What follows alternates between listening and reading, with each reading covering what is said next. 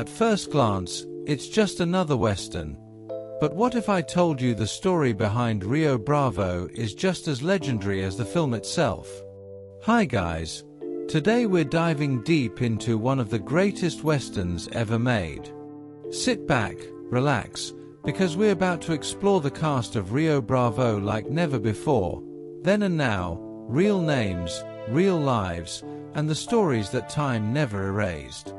Let's start with the man who defined the West, John Wayne. Born Marion Robert Morrison on May 26, 1907, in Winterset, Iowa, Wayne became the face of American cinema. In Rio Bravo, he played Sheriff John T. Chance at 52 years old, a role that cemented his legacy as the ultimate lawman. His quiet strength, that unmistakable walk, and his commanding presence made every scene unforgettable. Sadly, Wayne passed away on June 11, 1979, at the age of 72, but his legend? Still riding strong. Next up, the smooth-talking, whisker-singing deputy, Dean Martin.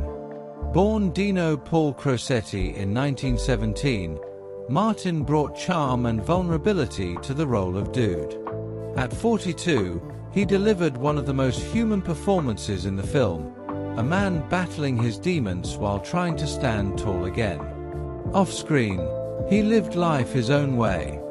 He passed away in 1995 at age 78, but that voice and swagger, timeless.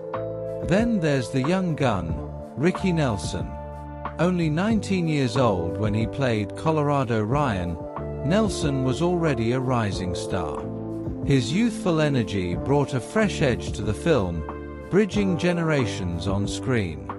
Tragically, his life was cut short in a plane crash in 1985 at just 45, but his role in Rio Bravo remains unforgettable.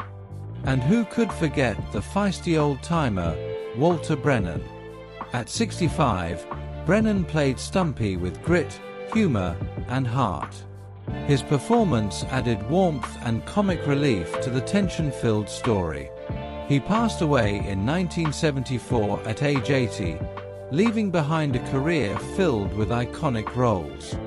Now let's talk about loyalty and friendship, Ward Bond.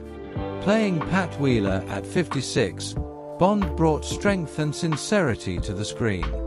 Sadly, just a year after the film's release, he died suddenly in 1960 at the age of 57, a shocking loss for Hollywood. And then, the woman who held her own in a world of gunslingers, Angie Dickinson. Born Angeline Brown, she played Feathers at just 28. Strong, independent, and sharp-witted, her character broke the mold of typical Western women. Today, she remains a living legend, gracefully carrying her legacy into her 90s. Let's not forget the villains and supporting legends who made the story whole. John Russell as Nathan Burdett, cold, calculated, and dangerous. Pedro Gonzalez as Carlos, bringing heart and authenticity. And Claude Akins as Joe Burdett, raw intensity on screen. Each of them added depth, tension, and realism that made Rio Bravo more than just a movie, it became an experience. And now, here's something to think about. These actors weren't just playing characters. They were living stories, stories of struggle, fame, triumph, and in many cases, tragic endings. Yet together, they created something immortal. That's the magic of Rio Bravo. Before we wrap up this journey down memory lane, I want to hear from you. Who was your favorite character in the film? Was it the fearless sheriff, the broken deputy, or the young gunslinger finding his place? Drop your thoughts in the comments, and don't forget to turn on that bell notification so you never miss another deep dive into Hollywood's golden past. Because the stories may fade, but legends, they never die.